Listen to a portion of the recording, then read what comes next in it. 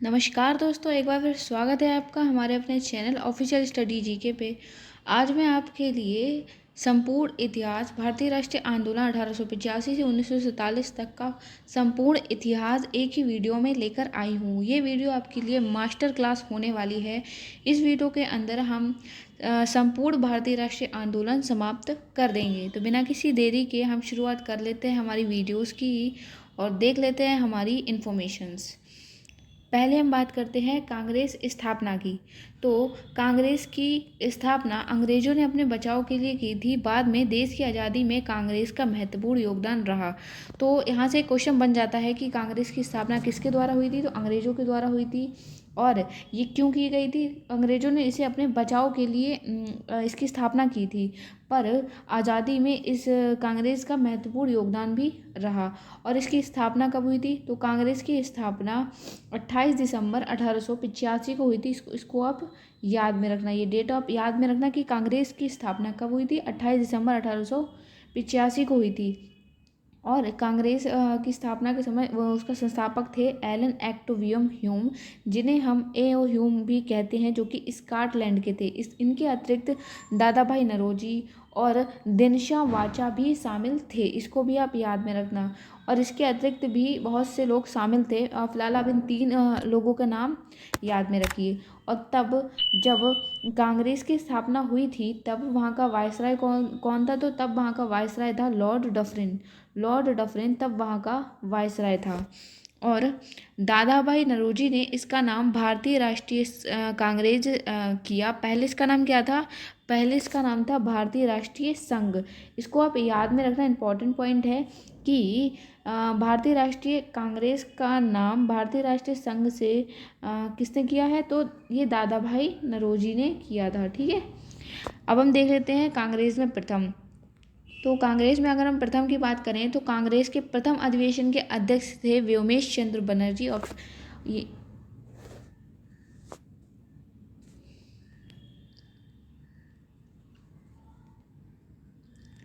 अब हम देख लेंगे कांग्रेस में प्रथम। तो बात करें अगर कांग्रेस में प्रथम की, तो कांग्रेस के प्रथम अधिवेशन के अध्यक्ष कौन थे? तो वो थे व्योमेश चंद्र बनर्जी। व्योमेश चंद्र बनर्जी कांग्रेस के प्रथम अधिवेशन के अध्यक्ष थे। और कांग्रेस के प्रथम मुसलमान अध्यक्ष कौन थे? तो वो थे बदरुद्दीन तैयब जी। बदरुद्दीन तैयब जी कांग्रेस के प्रथम मुसलमान अध्यक्ष थे। और प्रथम यूरोपियन जिसने कांग्रेस के अधिवेशन की अध्यक्षता की थी वो थे जॉर्ज यूले। ये प्रथम यूरोपियन थे जिसने कांग्रेस के अधिवेशन की अध्यक्षता की थी। प्रथम महिला जिसने कांग्रेस के अधिवेशन को संबोधित किया था वो थे कादम्बरी गांगुली। कादम्बरी गांगुली ने कांग्रेस अधिवेशन को संबोधित किया था। पर प्रथम यूरोपियन महिला या प्रथम महिला अध्यक्ष जिसने कांग्रेस अधिवेशन की अध्यक्षता की थी वो थी एनी बेसेंट। एनी बेसेंट ने ये प्रथम यूरोपियन महिला थी जिन्होंने कांग्रेस अधिवेशन की अध्यक्षता की थी। और यहीं पे अगर आपसे पूछा जाए कि वह भारतीय महिला कौन थी जिन्होंने कांग्रेस अधिवेशन की अध्यक्षता की थी, तो वो हो जाएंगी हमारी प्यारी सरोजिनी नायडू जी। और देख लें अगला पॉइंट। तो अगला पॉइंट है हमारा कि कांग्रेस अधिवेशन में पहली बार भारत का राष्ट्रीय गीत वंदे मातरम गाया गया था। ये 1896 में कोलकाता कांग्रेस अधिवेशन, इस अधिवेशन के अध्यक्ष रहमतुल्लाह सयानी ने स्वयं गाया था। वंदे मातरम बंकिम चंद्र चटर्जी के उपन्यास आनंद मठ से लिया गया है। इंपॉर्टेंट पॉइंट है कि जो हमारा वंदे मातरम है ये बंकिम चंद्र चटर्जी के किस उपन्यास से लिया गया है? तो ये आनंद मठ से लिया गया है। इसको भी आप याद में रखना। अगला पॉइंट है हमारा कि प्रथम भारतीय महिला कौन थी जिसने कांग्रेस अधिवेशन की अध्यक्षता की थी? जैसा कि मैंने अभी आपको ऊपर बताया था कि ये सरोजनी नायडू थी। और अब हम देख लेते हैं 1905 के बंगाल विभाजन को। तो बंगाल विभाजन का जो उद्देश्य था वो था हिंदू और मुसलमानों की एकता को तोड़ना। हिंदू और मुसलमानों की एकता को तोड़ना 1905 के बंगाल विभाजन का ये मुख्य उद्देश्य था। और तब वहाँ का वायसराय कौन था? बंगाल विभाजन के समय वहाँ का वायसराय लॉर्ड कर्जन था। इसको भी आप याद में रखना। बंगाल विभाजन की पूर्ण डेट कितनी है? 16 अक्टूबर 1905। 16 अक्टूबर 1905 को ये बंगाल विभाजन लागू किया गया था। अब हम देख लेते हैं बंगाल विभाजन के बारे में। तो बंगाल विभाजन दो भागों में बांटा गया था, एक पश्चिम बंगाल और एक पूर्वी बंगाल। पश्चिम बंगाल में जो राज्य थे वो थे बंगाल, बिहार, उड़ीसा। ये पश्चिम बंगाल के थे। और पूर्वी बंगाल में पूर्वी बंगाल और असम। देखिए, जो हमारा पश्चिमी बंगाल है, इसमें बंगाल, बिहार, उड़ीसा, इसमें हिंदू जनसंख्या बहुल क्षेत्र था। और ये पूर्वी बंगाल है, ये पूर्वी बंगाल असम मुस्लिम जनसंख्या बहुल क्षेत्र था। इसको आप याद में रखना।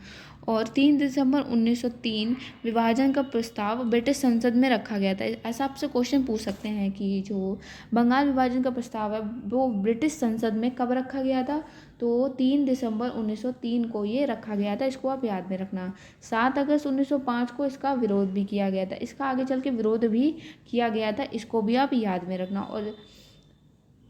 और ये रद्द भी किया गया था। 16 अक्टूबर 1905 को शोक दिवस के रूप में मनाया जाता है। इसको भी याद में रखना। जो 16 अक्टूबर को हम लोग शोक दिवस के रूप में मनाते हैं, इसी के कारण, बंगाल विभाजन के कारण। हिंदू और मुस्लिम एकता को बनाए रखने के लिए 16 अक्टूबर 1905 को रक्षाबंधन के रूप में भी मनाया जाने लगा। ठीक है। बंगाल विभाजन के अवसर पर रविंद्रनाथ टैगोर ने अपना प्रसिद्ध गीत अमार सोनार बांग्ला लिखा, जो बांग्लादेश का राष्ट्रगान बना। यहाँ से आपसे 2 क्वेश्चन बन जाएंगे कि रविंद्रनाथ टैगोर ने और कौन सा राष्ट्रगान लिखा है, तो अमार सोनार बंगाल। और बांग्लादेश का राष्ट्रगान कौन सा है, तो अमार सोनार बंगाल। ये 2 क्वेश्चन यहाँ से आपको मिल जाएंगे। अब हम देख लेते हैं 1906 मुस्लिम लीग। तो बंगाल विभाजन की घोषणा के पश्चात मुसलमानों का एक शिष्टमंडल, जिसमें 36 लोग शामिल थे, आगा खां के नेतृत्व में 1 अक्टूबर 1906 को शिमला में वास लॉर्ड मिंटो से मिला। ठीक है। इस शिष्टमंडल ने केंद्रीय, प्रांतीय, स्थानीय निकायों में मुसलमानों के लिए पृथक निर्वाचन मंडल की मांग की थी। तो मुस्लिम लीग में किस चीज़ की मांग की गई थी, पृथक निर्वाचक मंडल की मांग की गई थी। ढाका के नवाब सलीमुल्लाह के नेतृत्व में 30 दिसंबर 1906 को ढाका में आयोजित एक बैठक में मुस्लिम लीग की स्थापना की घोषणा की गई थी। ऐसा क्वेश्चन बनेगा कि मुस्लिम लीग की स्थापना की घोषणा कब की गई थी, तो 30 दिसंबर 1906 को की गई थी। ठीक है। अगला पॉइंट है हमारा कि इसकी स्थापना 1906 में आगा खां, ढाका के नवाब सलीमुल्लाह, नवाब मोहसिन उल मुल्क के नेतृत्व में की गई थी। इन 3 लोगों के नेतृत्व में मुस्लिम लीग की स्थापना की गई थी। इसको भी आप याद में रखना। और एक बात और याद में रखना कि मोहम्मद अली जिन्ना को 1913 में मुसलमान लीग में शामिल किया गया था। इन्होंने नेतृत्व नहीं किया, बल्कि 1913 में इनको शामिल किया गया था मुस्लिम लीग में। किसको, मोहम्मद अली जिन्ना को। अब हम देख लेते हैं 1907 के कांग्रेस के विभाजन को। तो कांग्रेस के विभाजन की जो अध्यक्षता थी, ये रास बिहारी घोष ने की थी। इसको आप याद में रखना। कांग्रेस विभाजन का जो विभाजन था, ये 2 दलों में हुआ था, नरम दल एवं गरम दल। नरम दल के नेता थे दादा भाई नौरोजी, उमेश चंद्र बनर्जी, फिरोज शाह मेहता आदि।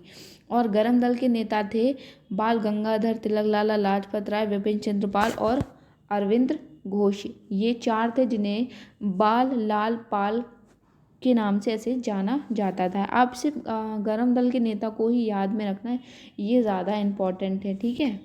और 1908 में खुदीराम बोस को फांसी हुई थी। इनका जन्म हुआ था 3 दिसंबर 1889 को पश्चिम बंगाल मिदनापुर जिले में हुआ था। और इन पे आरोप था कि मुजफ्फरपुर के जज D.H. किंग्सफोर्ड को मारने की साजिश के आरोप में, जिसे मुजफ्फरपुर षड्यंत्र के रूप में जाना जाता है। ये सबसे कम उम्र के व्यक्ति थे जिन्हें फांसी दी गई थी। 11 अगस्त 1908 को इन्हें फांसी दी गई थी और ये तभी 18 साल के थे। सबसे कम उम्र के ये शहीद थे। कौन, खुदीराम बोस। अब हम देख लेते हैं 1911 के बंगाल विभाजन रद्द को। तो 1913 में गदर पार्टी की स्थापना हुई थी। जैसा कि अभी हमने पढ़ा था, 1907 में बंगाल विभाजन हुआ था, तो वो 1905 में बंगाल विभाजन हुआ और 1911 में इसको रद्द भी कर दिया गया। 1913 में गदर पार्टी की स्थापना हुई थी। इसको भी आप याद में रखना। और गदर पार्टी की जो स्थापना है, ये कांग्रेस शासन समाप्त करने के लिए भारतीयों द्वारा आयोजित अंतर्राष्ट्रीय राजनीतिक आंदोलन था। गदर पार्टी एक आयोजित अंतर्राष्ट्रीय राजनीतिक आंदोलन था। इसका गठन 1913 में हुआ था। ठीक है। और इसका मुख्यालय कहाँ था, तो इसका मुख्यालय सैन फ्रांसिस्को अमेरिका में था। इसको आप याद में रखना कि गदर पार्टी का जो मुख्यालय है वो कहाँ है, सैन फ्रांसिस्को अमेरिका में। इसकी स्थापना लाला हरदयाल और मोहन सिंह भाकरा ने की थी। और 1914 में प्रथम विश्व युद्ध हुआ था, जो कि 1914 से 1918 तक हुआ। 1915 में दक्षिण अफ्रीका से भारत में गांधी जी का आगमन हुआ था। 1915 में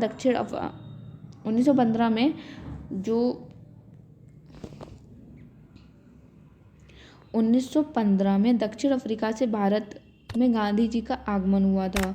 1916 में लखनऊ का समझौता हुआ था, जिसके अध्यक्ष थे अंबिका चरण मजूमदार। ऐसा आपसे क्वेश्चन पूछा जाएगा कि 1916 के लखनऊ समझौता में जो अध्यक्ष थे वो कौन थे, तो वो अंबिका चरण मजूमदार। ठीक है, अब है हमारा 1916 का होम रूल लीग की स्थापना। तो होम रूल लीग की स्थापना ये प्रथम विश्व युद्ध के समय प्रथम भारतीय प्रतिक्रिया थी, जो आयरिश होम रूल लीग से प्रेरित थी। इस आंदोलन का उद्देश्य राजनीतिक शिक्षा तथा सार्वजनिक बैठकों को आदि के माध्यम से सुशासन प्राप्त करना था। मद्रास होम रूल लीग की स्थापना किसने की थी, तो यह एनी बेसेंट ने की थी। और पुणे होम रूल लीग की स्थापना बाल गंगाधर तिलक ने की थी। इन दोनों को आप याद में रखना कि मद्रास होम रूल लीग की स्थापना एनी बेसेंट और पुणे होम रूल लीग की स्थापना बाल गंगाधर तिलक। अब हम देख लेते हैं 1907 के चंपारण आंदोलन को, जो गांधी जी द्वारा किया गया था। बिहार के स्थानीय नेता राजकुमार शुक्ला गांधी से मिले और बिहार की स्थिति तथा तीन कटिया प्रणाली की जानकारी दी थी। बात ऐसी थी कि तब वहाँ पे बिहार में जो अंग्रेज़ थे उन्होंने जो हमारे किसान हैं उनके साथ तीन कटिया प्रणाली, मतलब उन्होंने ऐसा अपना करार किया कि वो 3/20 हिस्से पर नील की खेती करेंगे। तो इस बात की जानकारी राजकुमार शुक्ला ने गांधी से मिली और उसके बाद गांधी जी ने इस पर आंदोलन चलाया 1907 का चंपारण आंदोलन। गांधी जी को महात्मा की उपाधि किसने दी थी, तो ये रविंद्रनाथ टैगोर ने दी थी। इसको भी आप याद में रखना। अगला है हमारा अहमदाबाद मिल मजदूर आंदोलन 1918। अहमदाबाद मिल मजदूर आंदोलन की बात करें तो यहाँ का विवाद एक बोनस को लेकर था। जब प्लेग की समाप्ति हुई तो मिल मालिक अब बोनस को समाप्त करना चाहते थे, तो मजदूरों ने इसका विरोध किया था तथा गांधी जी ने मजदूरों को हड़ताल पर जाने का सुझाव दिया था। अगला है हमारा खेड़ा आंदोलन 1918। गुजरात में हो रहे किसानों के साथ अत्याचार के विरुद्ध अंग्रेजों के यहाँ पर किसानों की फसलों को नष्ट हो जाने पर उनसे करों की वसूली की जा रही थी खेड़ा आंदोलन में। इसके विरुद्ध भी गांधी जी ने आंदोलन चलाया था। अगला है हमारा रॉलेट एक्ट 1919। तो रॉलेट एक्ट 1919 में 1918 के विश्व युद्ध समाप्त होने होते 1919 में रॉलेट एक्ट आया, जो भारतीयों के लिए अच्छा नहीं था जैसा उन्होंने सोचा। ये क्या था, ये बिना अपील, बिना वकील और बिना दलील का कानून था, जिसे गांधी जी ने काला कानून कहकर भी पुकारा था।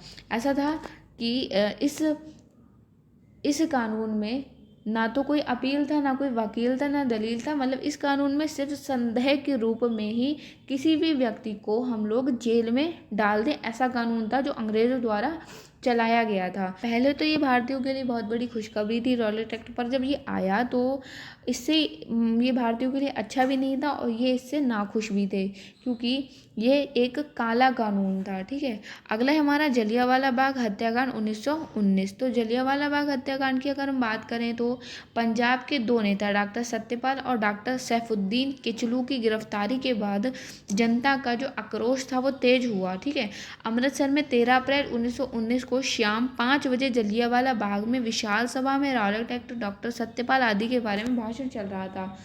तभी जनरल डायर ने भीड़ पर गोली चलाने का आदेश दिया था, जिसमें 379 लोग मारे गए थे। इसको भी आप याद में रखना।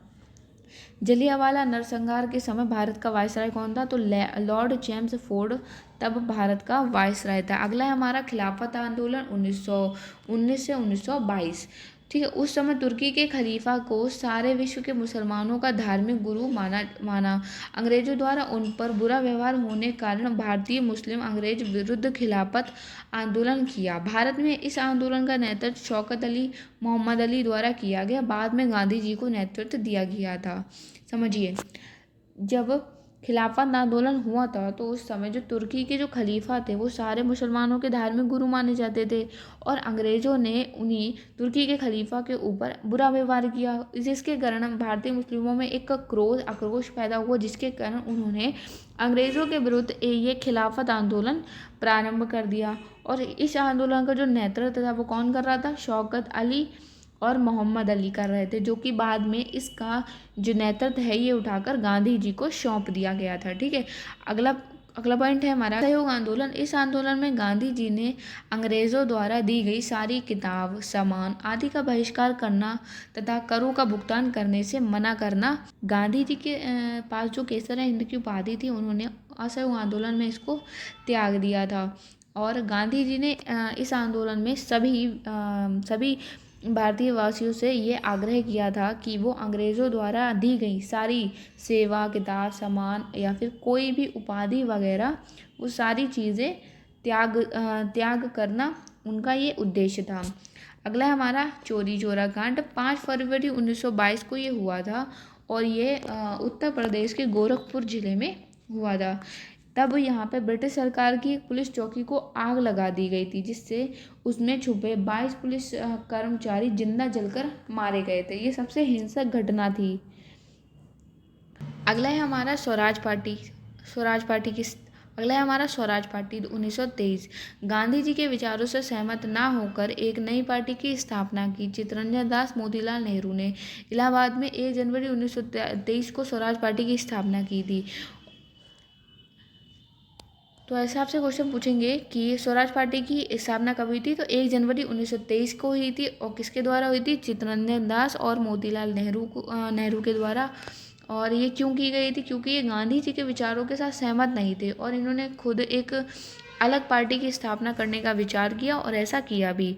अगला है हमारा बेलगांव अधिवेशन 1924। ये एकमात्र अधिवेशन है जिसमें गांधी जी अध्यक्ष बने थे। अगला है हमारा साइमन कमीशन 1928। दिल्ली में काले झंडों तथा साइमन कमीशन वापस जाओ के साथ इसका विरोध किया गया था। तो साइमन कमीशन का विरोध कैसे किया गया था? काले झंडों दिखाकर और साइमन कमीशन वापस जाओ के नारे के साथ इसका विरोध किया गया था। इसके तहत सभी नेताओं के ऊपर लाठियां बरसाई गई थी। और 1929 में लाहौर अधिवेशन हुआ था, जिसके अध्यक्ष थे जवाहरलाल नेहरू लाहौर अधिवेशन के अध्यक्ष थे। और लाहौर अधिवेशन में किसकी मांग की गई थी? तो पूर्ण स्वराज की मांग की गई थी।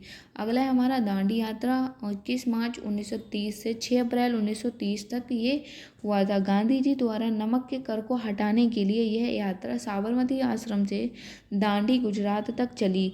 अलग अलग क्षेत्र से 78 सहयोगियों ने भाग लिया तथा इसकी कुल लंबाई कितनी थी? 241 मील थी। दांडी यात्रा जो थी वो नमक के कर को मुख्यतः हटाने के लिए की गई थी। बस इतना आप याद में रखना। अगला है हमारा प्रथम गोलमेज सम्मेलन। ये सम्मेलन 12 नवंबर 1930 से 19 जनवरी 1931 तक चला। ये सम्मेलन कहाँ हुआ था? ये सम्मेलन सेंट जेम्स पैलेस लंदन में आयोजित हुआ था। तब वहाँ के ब्रिटिश सम्राट कौन थे? जॉर्ज पंचम। ब्रिटिश प्रधानमंत्री कौन थे? Ramsay McDonald. वायसराय कौन थे? यानी कि जनरल गवर्नर, तो वो थे लॉर्ड इरविन। और 89 प्रतिनिधियों ने भाग लिया था। ब्रिटिश राजनीतिक दल कितने थे? 16 प्रतिनिधि।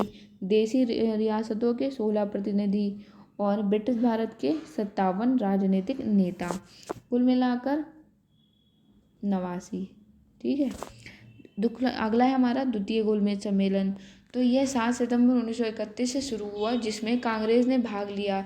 1 दिसंबर 1931 को ये समाप्त हुआ था। 7 सितंबर 1931 से शुरू हुआ था और 1 दिसंबर 1931 को ये समाप्त हो गया था। तब वहाँ का वायसराय कौन था? तब वहाँ का वायसराय था लॉर्ड वेलिंगटन। और कांग्रेस का प्रतिनिधि कौन कर रहे थे? महात्मा गांधी। महिला प्रतिनिधि कौन थी? सरोजिनी नायडू बेगम, जहां आर शाहनवाज। ठीक है। राष्ट्रीय दल के प्रतिनिधि थे मदन मोहन मालवीय। दलित वर्ग के प्रतिनिधि थे भीमराव अंबेडकर। मुसलमान लीग के थे आगा खान, मौलाना शौकत अली, मोहम्मद जिन्ना। अगला है हमारा पुना पैक्ट 26 सितंबर 1932। 26 सितंबर 1932 को गांधी जी तथा अंबेडकर के मध्य एक समझौता हुआ और दलितों के प्रथम निर्वाचन मंडल समाप्त कर दिया गया। प्रांतों के दलित की सीटें 71 से 147 कर दी गई थी। पूना पैक्ट के दौरान समझौते पर किसके हस्ताक्षर हुए थे? गांधी जी के और अंबेडकर के। अगला है हमारा तृतीय गोलमेज सम्मेलन। तृतीय गोलमेज सम्मेलन ये 17 नवंबर 1932 से 24 दिसंबर 1932 तक लंदन में हुआ था। इस सम्मेलन में मोहम्मद अली जिन्ना को आमंत्रित नहीं किया गया था। इस सम्मेलन में जो कांग्रेस ने भाग नहीं लिया था। तीनों सम्मेलन के दौरान इंग्लैंड के प्रधानमंत्री कौन थे? Ramsay MacDonald. तीनों सम्मेलन के दौरान जो इंग्लैंड के प्रधानमंत्री थे वो थे रैमजे मैकडोनाल्ड। 1935 भारत सरकार अधिनियम 1935 द्वारा ब्रिटिश संसद द्वारा पारित किया और 1947 में लागू किया गया था। भारत सरकार अधिनियम कब लागू किया गया था? 1947 में। अगला है हमारा 1939 द्वितीय विश्व युद्ध। 1 सितंबर 1939 से 2 सितंबर 1945 तक द्वितीय विश्व युद्ध चला। 1940 मुस्लिम लीग ने अलग देश पाकिस्तान की मांग की गई थी। मुस्लिम लीग ने अलग देश पाकिस्तान की मांग की थी कब? 1940 को। 1942 में क्रिप्स मिशन आया था। द्वितीय विश्व युद्ध में भारतीयों का सहयोग क्रिप्स मिशन का उद्देश्य था। अगला पॉइंट है हमारा भारत छोड़ो आंदोलन। इसको अगस्त क्रांति के नाम से भी जाना जाता है। क्वेश्चन इंपॉर्टेंट है ये कि भारत छोड़ो आंदोलन को और किस नाम से जाना जाता है? तो अगस्त क्रांति के नाम से जाना जाता है। अंग्रेजों द्वारा ऑपरेशन जीरो ओवर चलाया, जिसके तहत गांधी जी के साथ सभी बड़े नेता को गिरफ्तार किया गया था। गांधी जी को गिरफ्तार कर आगा का पैलेस जेल में रखा। अंग्रेजों ने आंदोलन दबाने का बहुत प्रयास किया पर वो उस प्रयास में असफल रहे। अगला है हमारा 1945 का शिमला सम्मेलन। ये 24 जून 1945 से 14 जुलाई 1945 तक चला। वेवल योजना के प्रावधानों पर चर्चा करने के लिए ये आयोजित किया गया था शिमला सम्मेलन। अगला है हमारा 1946 का कैबिनेट मिशन। कैबिनेट मिशन का उद्देश्य था भारत के लिए एक संविधान निर्माण के संबंध में भारतीय नेता के साथ समझौते पर पहुंचना, एक संविधान बनाने वाली संस्था तैयार करना, प्रमुख भारतीय दलों के समर्थन के एक कार्यकारी परिषद की स्थापना करना। ये कैबिनेट मिशन के ये 3 उद्देश्य थे। अगला है हमारा 1947 में 22 मार्च 1947 को ब्रिटिश भारत का 34वां एवं अंतिम जनरल लॉर्ड माउंटबेटन भारत आया था। इसमें लगभग 2 महीने की वार्ता के पश्चात लॉर्ड माउंटबेटन ने इस निष्कर्ष पर पहुंचा कि भारत का विभाजन अनिवार्य है। तब भारत का विभाजन हुआ और भारत को 2 अलग देशों में विभाजित कर दिया गया था, जो आज एक भारत है और दूसरा पाकिस्तान है। यहाँ पर हमारा संपूर्ण आंदोलन समाप्त होते हैं। आई होप आपको वीडियो एंड क्वेश्चन की क्वालिटीज़ पसंद आई हो और ये सारी नॉलेज आपके लिए यूज़फुल होगी। और अगर आपको वीडियो कंटेंट पसंद आया तो फटाफट से लाइक कर दीजिए और चैनल पे नए हैं तो चैनल को सब्सक्राइब करके बेल आइकन को ज़रूर प्रेस कर दीजिएगा। तब तक के लिए जय हिंद, वंदे मातरम। दोबारा मिलते हैं नेक्स्ट वीडियो में।